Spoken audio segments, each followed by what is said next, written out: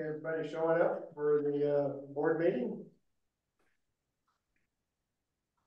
Hope everybody's having a good winter.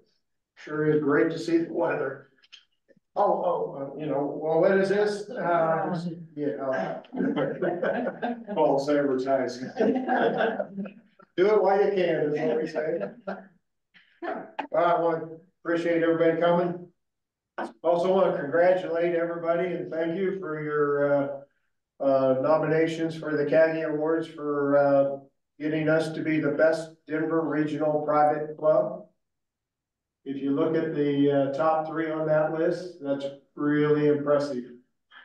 We ought to take advantage of that, and it's really a well done. Appreciate everybody that's participated in nominating the club. Things have been busy at the Manor House. We're full go with our online reservations. We've got some new menus, some great new events already this year. A lot of familiar faces coming back on the staff, and a lot more activities on the calendar. The management team's well into executing on the 2024 budget and helping prepare facilities and the golf course for the opening of the golf course when the weather cooperates with us. Members and committees been as well. They've been busy getting out the tournament schedules, adding a new senior tournament, scheduling the exchanges, updating the whole handicapping, prioritizing our capital improvement projects, and designing some project solutions. It's just fun to see the amount of work that people are committing to the improvements. It's annually, it's very busy time. I thought it'd be a little slower this month, but people are going full bore and helping. And it just takes a lot of work, and people are smiling doing it. So some good things, and really appreciate the people that are getting involved and helping the club. The board's been busy working on, after we got the budget out, kind of analyzing what our various risks are around finance, operation, physical risks, so that we can better anticipate and mitigate some of those. We don't want to be blindsided. We've been looking at our income sources, some of the economic risks we're seeing, some of the governance, demographics, safety, and environmental and regulatory risks, some of our replacement costs and future funding opportunities. And it's helping us look at our future assumptions for budget, and as we so that we continue to budget appropriately and prevent the unexpected surprises. As you know, we talked about engaging Compass Group to help us look at our deferred maintenance, our asset replacement costs over the next 20 years. We've got that first report back. It's pretty sizable for sure. And we're looking at the assumptions they made. Our management team's looking to kind of verify the assets, the lifespan, or the life cycle of them, and help us get into, so we kind of have a better feel for the next immediate years, how much money is needed to keep our assets current. It's a really good tool for us to use, gives us some real knowledge, and we think will really be helpful for us. So some key decisions and votes that were made. Bob, fill us in. Actually, I'm going to backpedal one step and make a motion that we approve the board meeting minutes from January. Okay. So motion. So moved. Second.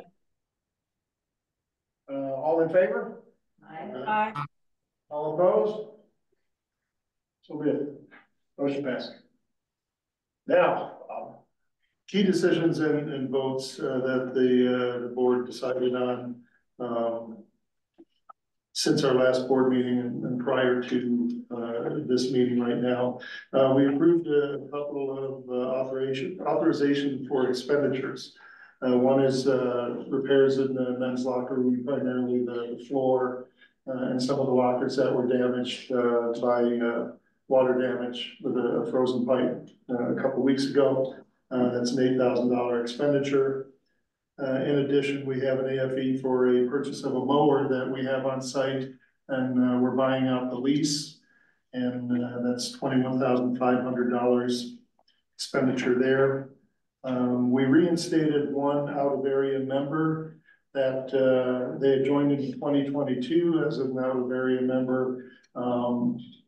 They, for personal reasons, they suspended their membership about 5 months ago or 7 months ago, and then had a change in family situation. So they wanted to come back into the fold as out of area members. So they're going to pay back dues, and we'll let them do that. And they hope to become full members at some point.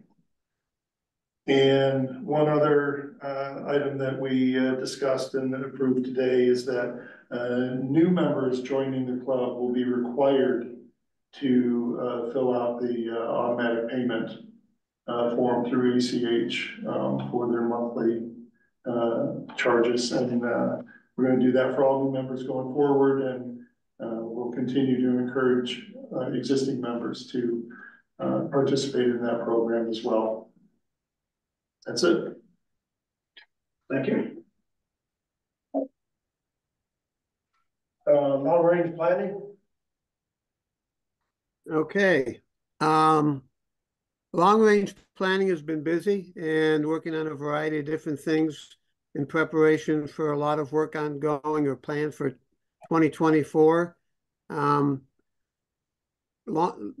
Each committee has been asked to go back and revisit their long list of projects that they are proposing to be considered going forward. So all committees are reviewing those, and those committees will provide their priority ranking for the projects they would like to see completed in 2024, and that list is due to long-range planning from the committees by March 15th.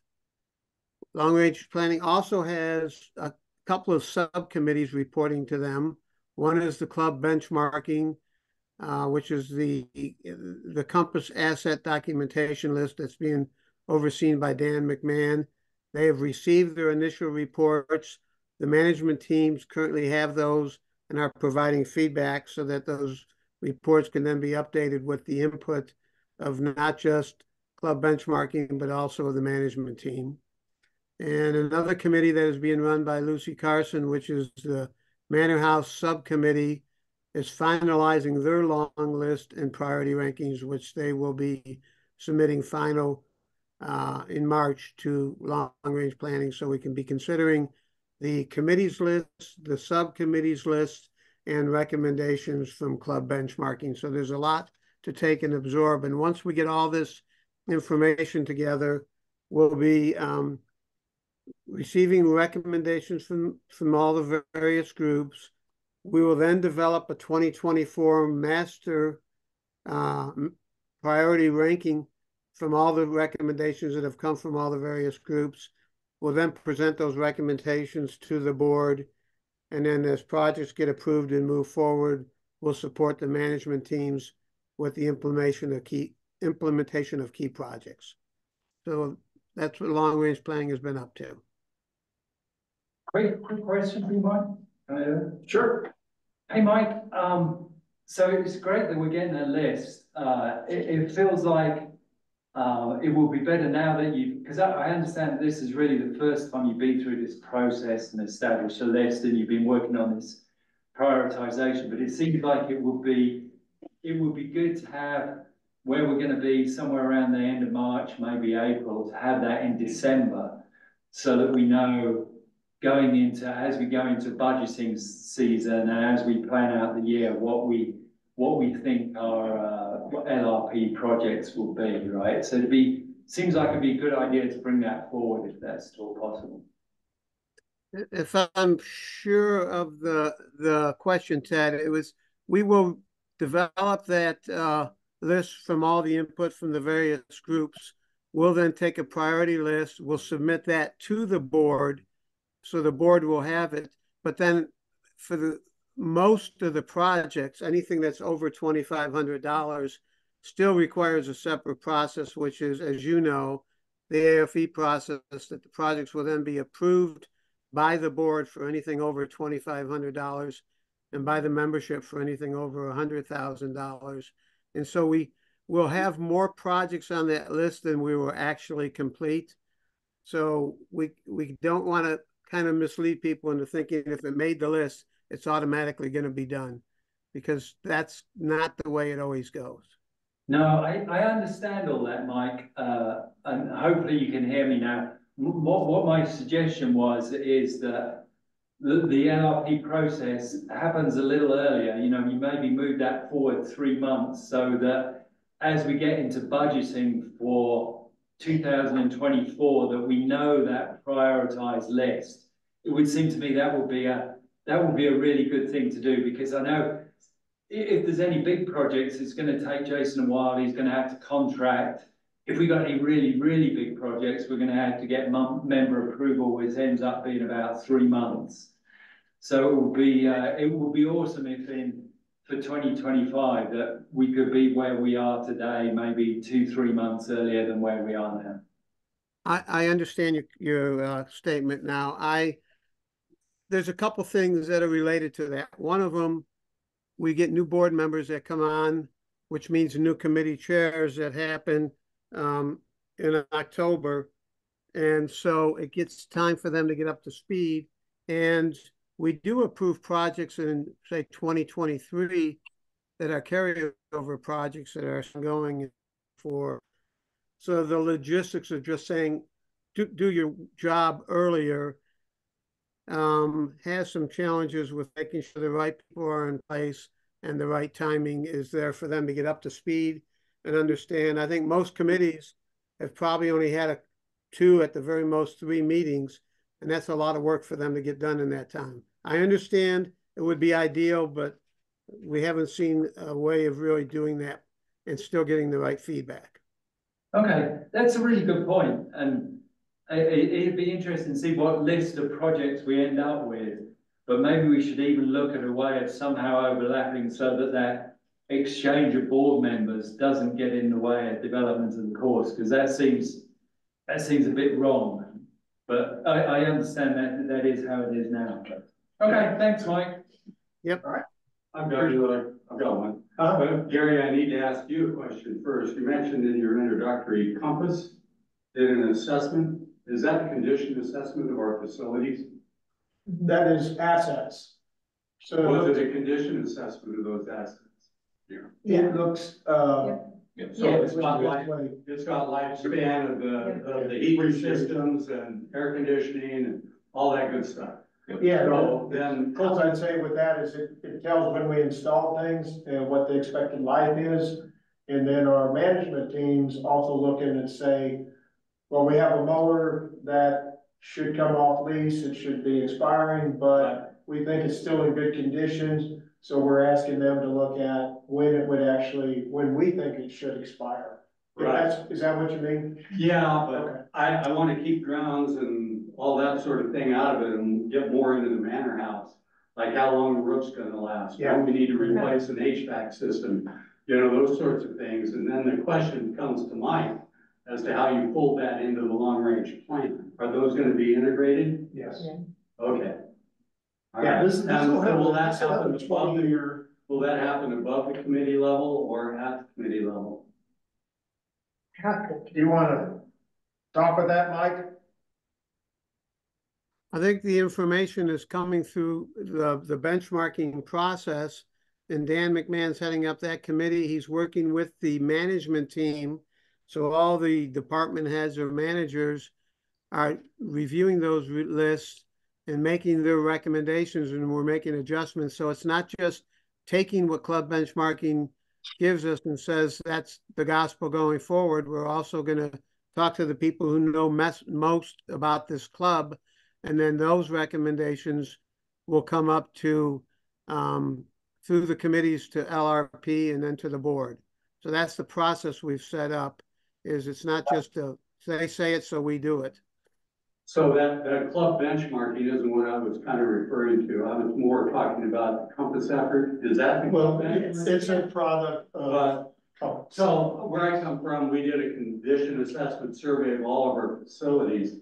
And we knew when we were gonna need a rope, and we knew, and all of this stuff fed into the long range plan. So I'm talking about those kinds of physical assets, not mowers or. No, and that's exactly what this product does, is it gives you a 20-year projection of Okay. your obligatory capital Okay. maintenance And requirements. Okay, and you have an estimated replacement cost, Right. that sort of thing in there. And so that will feed in, and that is the benchmarking, because that's a That's little club, different than. yeah, Compass is part of benchmarking. It's part of it, it's a Part of subset, okay, And so I think the data that we get from benchmarking Compass gives us that projection of the lifespan, expected lifespan remaining. That also feeds into the committees, so okay, they use that and any other data that they want. And most of that is around, obligatory replacement values. They will also be considering the aspirational side, anything we want to add. right, And then with all of that, they have that data, okay, they can help recommend to the board which things, the roof needs put off a year, move forward any air conditioning of kind course, of that thing. could be expensive, that decision, but I get it. Okay, that's what I wanted to know, I wanted to. Sorry, I wasn't real clear on what. Yeah, no, I wanted to We're asking. understand that this facility stuff and the life expectancy or assets was being folded into the planning, it sounds like it is. And part of the I challenge, tried to get a condition assessment set up about 8 years ago or 10 years ago, couldn't get there, but.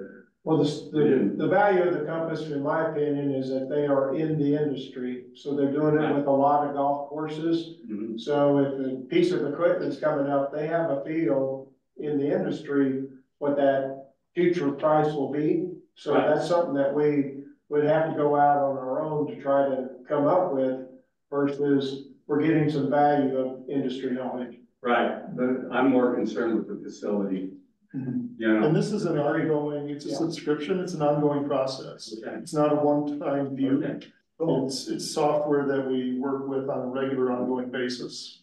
cool, excellent, thank you. Okay.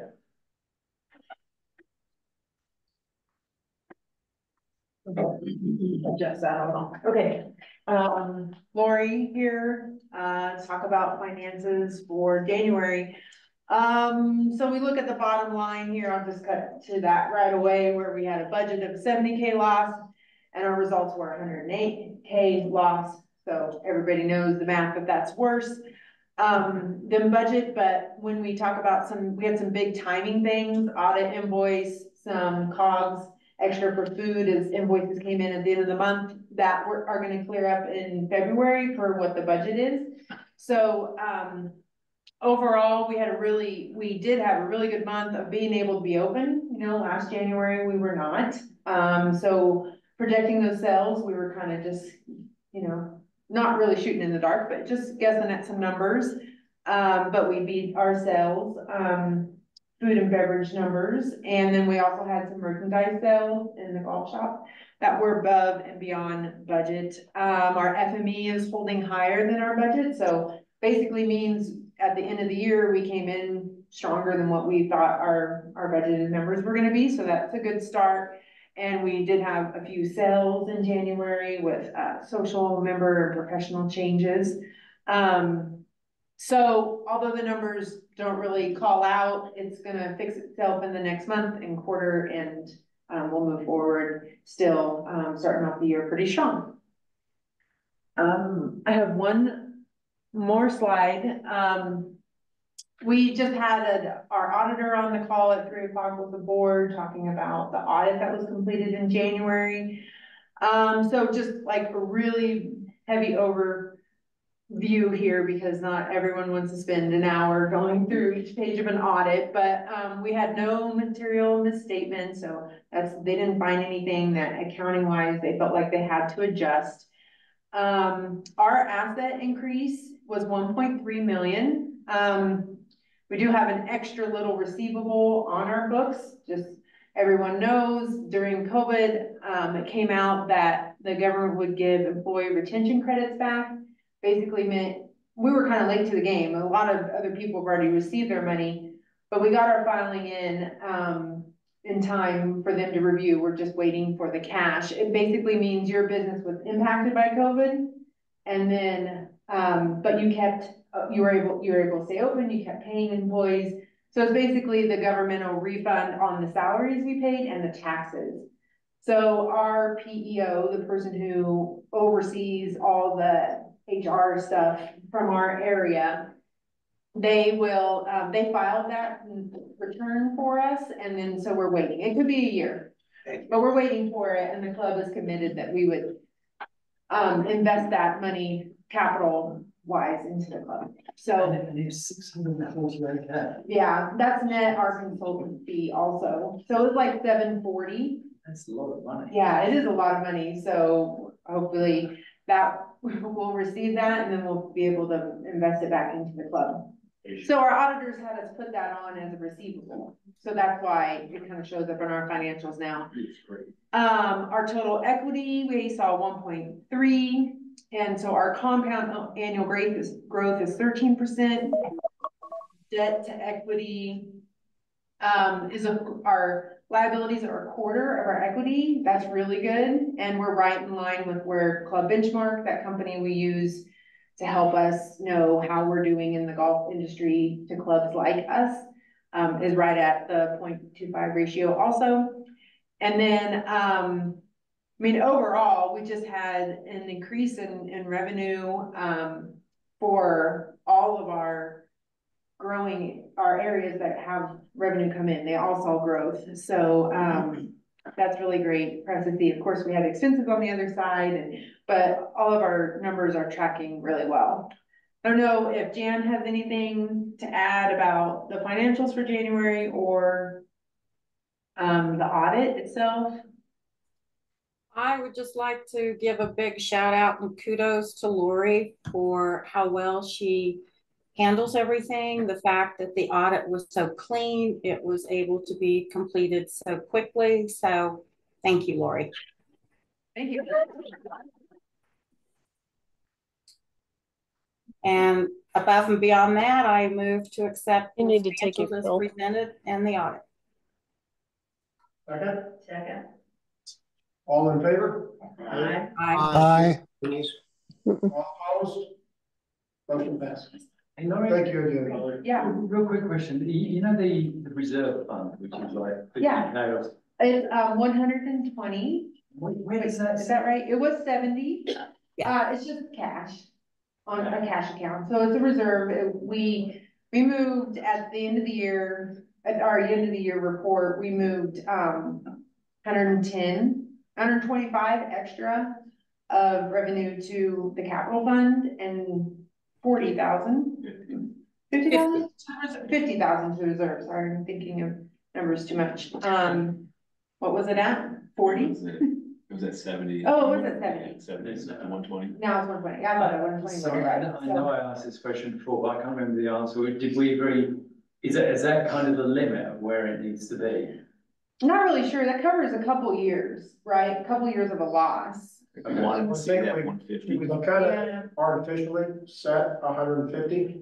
Okay, so And we to just. kind of keep it that as a balance, it's about 2 years worth of kind of where we Yeah. normally budget 70,000 a year, kind of Right. a risk. If something comes up, then we have that available for us. So that's kind of where we're targeting to start with, see how that works for, as a, All right, cool. yeah. Thank you. Yeah. Okay. All right. Great. This month, Nate gets to talk. Heyo. If anybody's unfamiliar with our strategic plan framework, this is kind of what we go through quarterly. We look at exclusive membership, amazing experience, robust financials, health management, and there's all these. on that. Sorry. All I these just realized that. underneath that. So within that, that framework, this is all online on the membership portal. So you're more than welcome to look at that. But after Q4 and after we received our audit, we kind of go through these questions and just see how well we're doing each quarter to make sure we're in alignment with what we're trying to achieve. So this is also online, being able to look at that. Green is good. Between all of these, there's only one yellow, which is kind of a watch out, not a big red flag, but just kind of we're keeping an eye on it. But you can see membership dues as a revenue percentage of club operating revenue, maintaining at or above 40%. And we're at 38% in Q4 of 2023. So we're keeping an eye on that. We're just a little bit below it, but we budgeted for 42.5% in 2024. So if we hit our numbers, if we're looking good financially, we will see that jump above that mark. So that's why that's a yellow. But almost every other category, we did exceed what we wanted to achieve in the end of the year in 2023. Obviously, it was a great year. You saw some great revenue come in. We were able to transfer a lot more to the capital fund than we first anticipated. And as Lori mentioned as well, with our cash fund, we got to put an extra 50K in there as well. So just building up those reserves for the what if scenarios. But I don't want to go through all this in detail. If you wanted to have a quick peek at that on the web, go take a look at that and make sure that if you have any questions, reach out to myself, that I can kind of go through those numbers with you.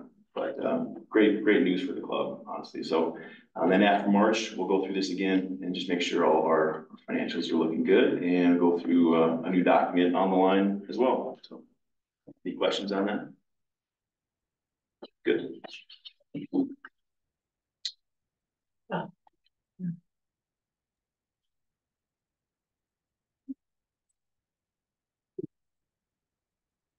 All right, hello everyone online. This is Keith, just going through GT&H and Golf Operations Department, what we've been up to over the last month.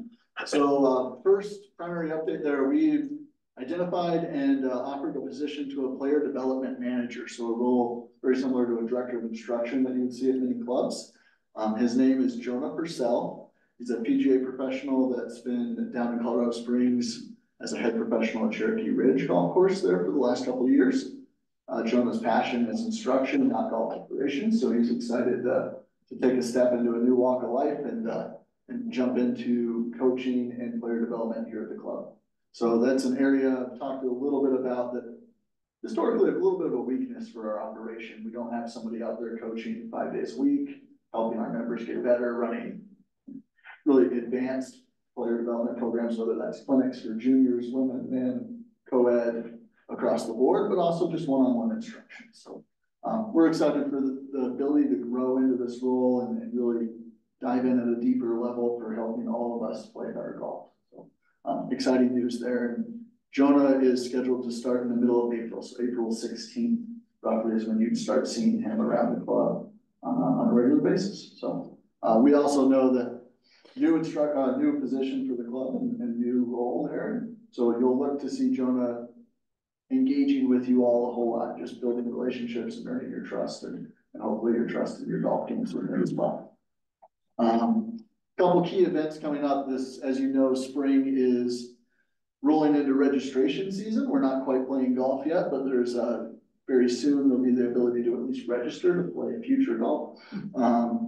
Some key dates on the board for us. Men's Invitational, our priority groups 1 through 3, registration's open now. So that's members that participated last year, participated in the year before, but skipped last year, as well as those a new category that were on the wait list in the previous year. So we now will have a perennial wait list. So in 2023, those that ended up on the wait list rolled to the 2024 wait list.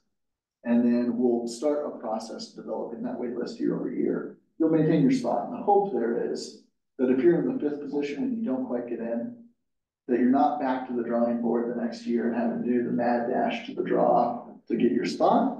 You'll have a much quicker route to participate in the Invitational.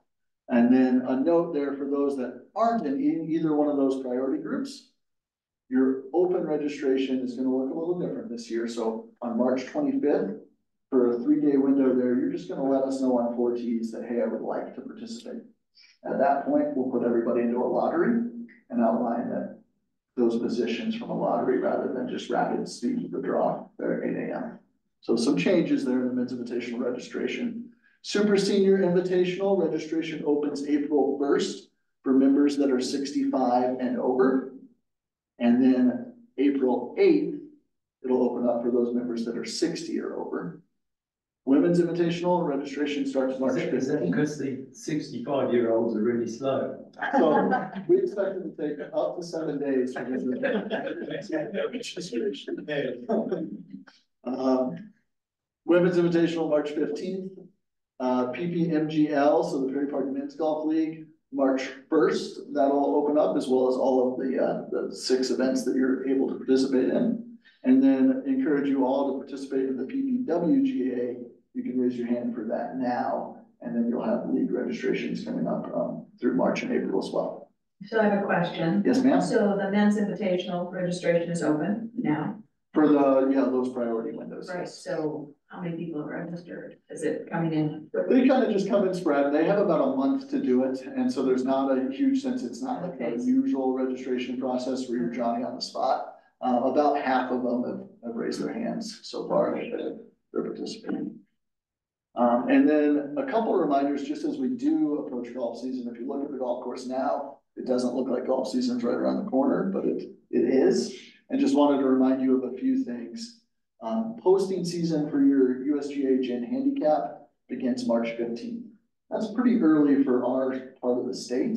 A lot of the times we still feel very much like it's winter. So keep in mind that posting season is March 15th. However, there still may be some no post days.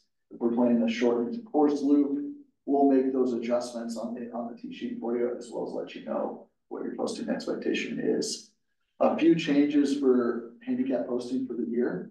The World Handicap System made their first adjustment since implementing a few years back. You are no longer expected to post if you play less than 9 holes. So if you play 8 holes and don't complete your 9th hole, there's no posting requirement. In the past, they did equitable scoring. Equitable scoring's gone away in your posting habits altogether. So let's say you played 15 holes. In the past, you posted a net par. Now you will just be asked to enter your hole-by-hole score, and then it'll calculate what it expected you to score on those last couple holes. So it's getting a little more advanced on its scoring and expectation for you. And then just a reminder for any of you that plan to participate in events here at Perry Park, most of our events are net games. We need to keep that fair and equitable. So 75% of your scores must be posted. We recommend 100%, but a minimum of 75% unless you're ready to go battle Rhino as a scratch player. Not many are. Course playability and cart use. As we do get closer to having a golf course, we'll keep you updated through email on 4Ts, as well as that top banner on the tee sheet, as holes do open up and become playable. Keeping in mind that quite wet, it's been very snowy, and just doing your part to help protect the golf course, keeping the cart on the cart path whenever you can, just being cautious of any extra damage. We don't need that as we start to green up and get in the season. And then our short game area, Jason and I will coordinate directly. Our hope is that we can have the wedge area open pretty much as the golf course opens for the season. The putting green likely will be delayed just a little bit. That was seeded late in the season, and want to make sure that fully takes root before we start getting on that. So putting green might be looking more like June 1st. A wedge area, hopefully we can start getting those dialed in right away. Any questions? Deborah? Am I correct on the men's senior tournament that no matter the member's age, the guest has to be at least 60? That is correct. Your guest has to be at least 60. Anything else? All right, thanks everybody. Good evening, everyone. Jason here. Keith took care of my portion of it, so I'm gonna sit down now and be right along. Anybody opposed? Any questions? Golf course is coming along pretty well. We did have a very snowy February. I've gone back and looked through my tenure here and it built some charts on our snowfall average. Apparently there's somebody in the park that has 30 years worth of snowfall data, which would be super cool to have. 22.5 inches so far in February, 41 inches so far this year. But really, if you look, not calendar year, but snow season, say October to our current month to date, we're 20 inches ahead of where we've been the last couple of years. So I might transpose these two values, but I think it was 111 inches that we measured here on the golf course where we measure. in 2023 and 105 in 22, and then much less in 21. So that said, the Lake Waconda is full, which is a positive, and spilling over right now, which is actually really early for this part of the season. I guess moving. So you want to say, just check. You? Good? Doing good. Good. All right, perfect. So with that, obviously the golf course is still snow covered, has been closed, a lot of melt today. Looking at the 10-day forecast, we're gonna be up in the mid-50s, with a couple of small drop downs, but I would anticipate that we'll see a lot of melt. And again, Keith said we'll keep you posted on what sort of small loop that we can get open as quick as we can to get people out to enjoy this beautiful scenery. So other than that, staff is doing super well from a project standpoint and an operations standpoint, getting all the FF&E all sanded down, repainted, prepped for this coming year. Most of the equipment's been serviced. We did take down the dead tree that was left of number 8T. That was kind of a safety hazard. I was looking back at photos, and it was alive in 2021, but it did tail off the early part of 2022. Pretty good sized tree. And when you talk about measuring trees, the industry kind of standard is a diameter breast height. So they measure that tree at 4.5 foot above grade. And this guy, its diameter was just under 32 inches. So massive, massive tree. But we're able to take that down safely. So kudos to the staff for that. On a project front, really, it's the drainage for number 1 and number 10 that was approved last year has been really postponed based on weather. We'll evaluate that the next 3 to 5 weeks, see if we can get that to go this spring. If not, it'll be a fall project that we implement. Nate and I were out today. We'll try to fly the drone tomorrow if it's not as windy, but there are several other places out on the golf course that show these large streams of water. They're key indicators to us, and they're also areas where we've lost turf throughout the winters in the springs in the past.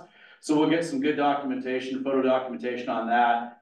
Working through the compass evaluation, there's quite a few items and quite a few assets from the golf maintenance perspective that need to be evaluated and hopefully reassign, prioritize, and figure out how they fit in that LRP model.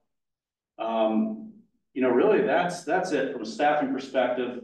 Again, we'll start recruiting for key staff, starting here next month and even right now, but have a lot of returning staff. So pretty hopeful that we'll have a good team and keep that continuity together.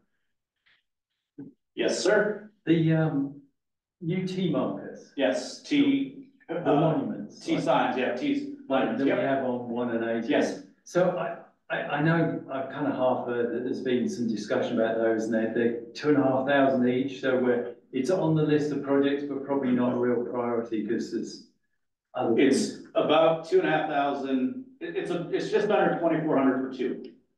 Okay. So we have about with install costs, us doing the install and the work and just some other miscellaneous stuff, cement, just under probably $25,000. So that is on the docket, and Sutton Grounds and Greens says. But it's kind of in the balance with a bunch of other things you'd like to get done. Or do you think it's not? I guess my point was, I wonder if we don't have the money for it, have we thought of asking members if they'd like to buy that? Because if we could put on the back, donated by Gary Willis, president, whatever. I think, I'm pretty sure that particularly if it's less than 2,000, I'm pretty sure you'd sell those out quickly. You can they almost look like headstones, unfortunately. That's the only drawback. That's the only drawback. But yes, a good alternative to if the funds aren't available. But I think that's something. It's in our top 5 for Grounds and Greens. It's been submitted to LRP. That maybe we should even ask anyway, because I can imagine you could have donated by Tony. I've forgotten his surname. Winner of the Invitational. It obviously costs a little bit more to get that on the back, but I bet you'd sell those 16 now. Ted, you might be able to sell them, but there's been a lot of discussion around, somebody puts their name on one of those monuments. It's there for 50 years. I think that's okay. And do it's on the back. It's on the back. You know, people go around back. We could get Putty and fill it in. Yeah. Okay. We have to hear the discussion. Yeah, eventually. Yes, sir. Is the visa program alive and well? So what we're looking at right now is we're continuing with the TN program and potentially looking at visas in terms of going back to H2B in the fall, if we don't have success with the TN stuff. Okay. Yep. Okay. Yep. Jason, Yes. it's off topic, but how is the bat project? So we have a lot of bats on the pool, underneath the pool deck. I'm not so positive. I haven't trekked out and flashed a light up into the bat box that's left of 14, but I need to do that. Oh, I want you to know they're eating my mosquitoes from in the summer this past year. That's That's good, yes, Yeah. I loved it. We love bats. Love that. Batman. Any other questions? Anything online? Nope. All good.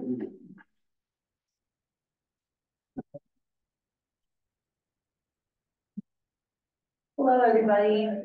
Anna here from membership. Okay, we'll dive right in. So our total cap at the end of January is 312. So we did have 4 golf resignations in January, but we were able to switch to professional. So we do have some availability, which is pretty expected due to the season. Top 3 updates. We did not budget for any acquisitions in January, but we did acquire 2 new social memberships. We transferred professional waitlist to the golf, and then our current initiation fees haven't changed. As far as our cap breakdown, hopefully you guys can read that. It's a breakdown of all our membership categories. So any questions with that, feel free to let me know, but. This slide tracks resignations. So year to date, we've got 9 resignations, some social, some golf, a little more social than we expected. The main reason, as you can see, is due to moving, lifestyle change. Unfortunately, some members passed away, and then non-use. So we'd like to welcome our new social memberships. New to Perry Park. I have confirmed that they will be at our March 7th mixer. So if anybody in this room, board members, team, will all be there to kind of welcome new members from 2023, but everybody is invited. So we'd love to see you guys there. That's all I have. So any questions? Yes. Social members, the demographics on that, do they mostly come from the park? The majority, yes. Okay. Some in Castle Rock, some in Monument, but the majority are in Perry Park, yeah. Good. Yeah. I know I've asked you this before, you couldn't answer it, but I just wanted to explain to Brian why you couldn't answer it, because I couldn't remember the reason, but do you know how many people that live in the park belong to the club? We're working on our report. Oh, good. With a couple of realtors, so that way we'll know. It's hard because everybody has an 8018 area code, which includes Perry Park, as well as Larkspur, the town of Larkspur. Well, it stretches all the way over almost to Parker Road. Right, in the north as well. Yeah, it's a huge area. What if I could give you a list of everybody that is in Perry Park only? Right, isn't that what you got today? It does everybody except for the condos and the, If you have access to that, yeah, we'd love to have it. just today. Oh, perfect. Yeah, That's I'll great. forward that to you. I would love to have that. Thank you. Appreciate it. All right, thank you. Oh.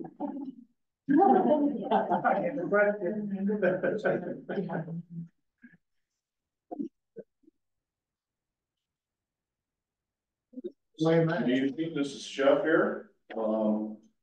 Got some exciting news out of the kitchen. We purchased all new stainless steel pots and pans. That is a big jump from using aluminum pans for cooking. Stainless steel has more heat. It's a lot easier to cook and a lot easier to clean.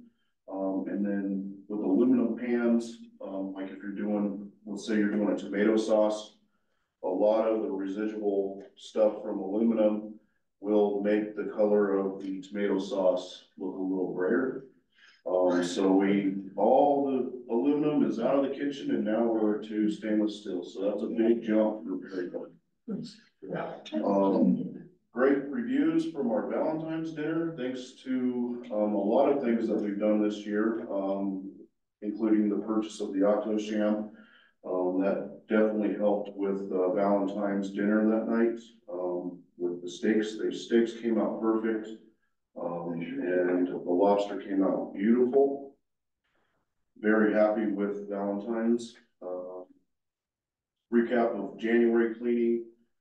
Everything was done successfully.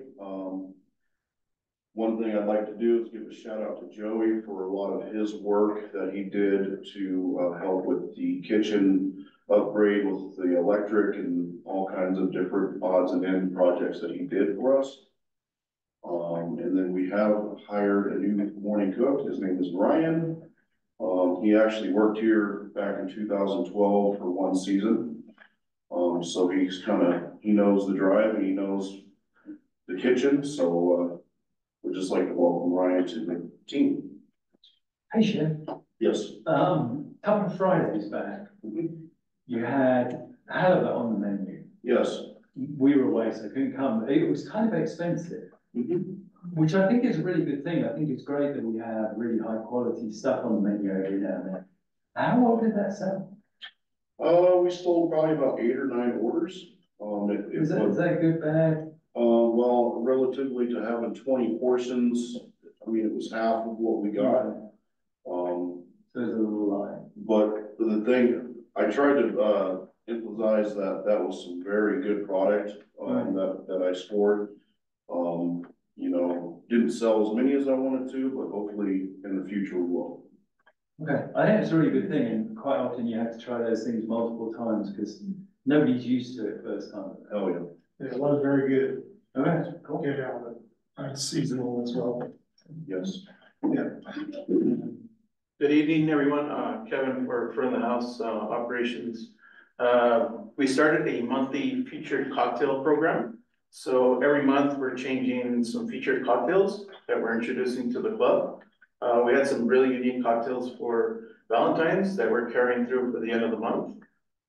So March coming around soon, we'll be implementing some new cocktails that you'll see within your menu or presented as a table tent at your table. So it's just something new and fresh, so that if you're accustomed to ordering the same thing, maybe you can step outside your normal box and try something different. Upcoming member events, we have comedy night this coming Friday. We have a little bit of availability for that, but almost sold out. So it's good to see that people are attending our events and coming to enjoy these unique offerings. We have a blind wine tasting presented by a couple different master sommeliers, and that's on March 7th. Really fun event. It's going to be a blind tasting, so we'll have deductive wine sheets available so that people can predict what wine they're being offered. So it'll be fun and interesting, and people will get awards if they can pick the wine pretty close to the region where the wine is from. So we have a good attendance for that already. We're at right around 40 people for that. So looking forward to seeing everyone there for that. And Hutch will be playing as well. So recommend making a dinner reservation if you'd like to stay for dinner. St. Patrick's Day celebration, which is the day before. It's a Saturday evening. We have a authentic Irish player. So he'll be playing Celtic driven music. I've been listening to the YouTube clips and they're pretty unique. Definitely worthy of playing for Prairie Park. So I'm excited for that. And there's always some extra surprises with attire and what we'll be wearing for that. Hopefully Paul will partake with me in that celebration.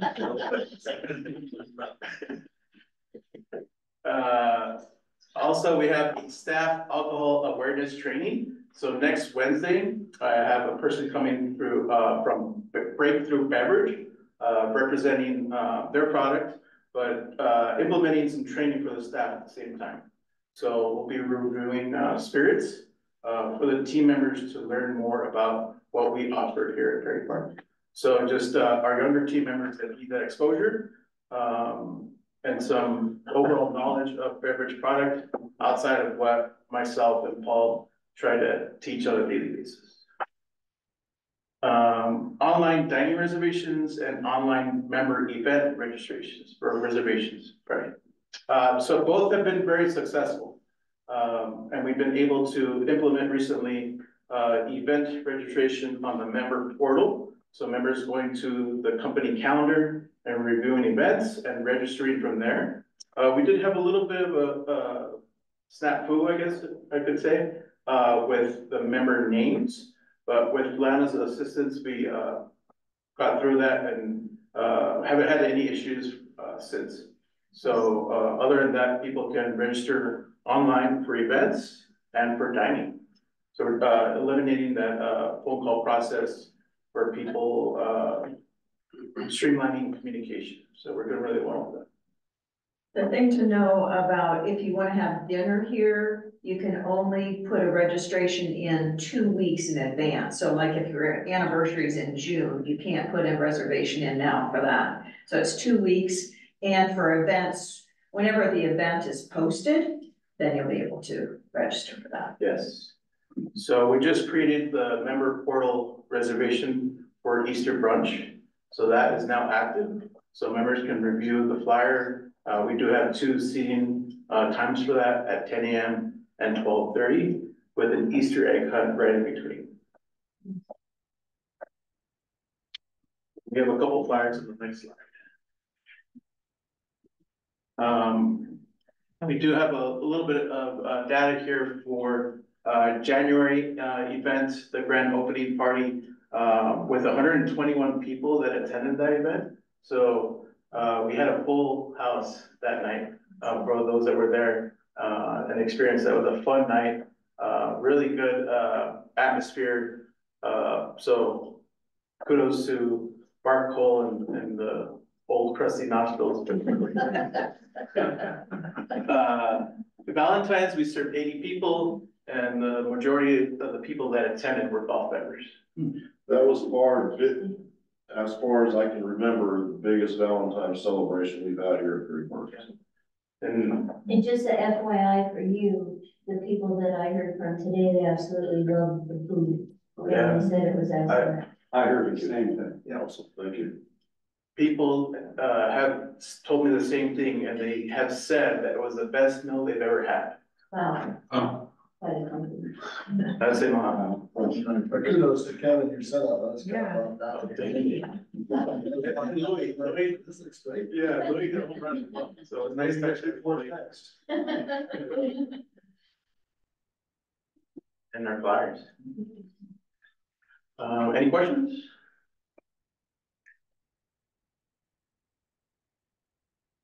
Thanks, guys. All right. Any questions online? No. A lot of good stuff. Looking forward to a great year. Any other comments? We get a motion to adjourn? So moved. Second. All in favor? Aye. Opposed? You're welcome to stay. Thank you.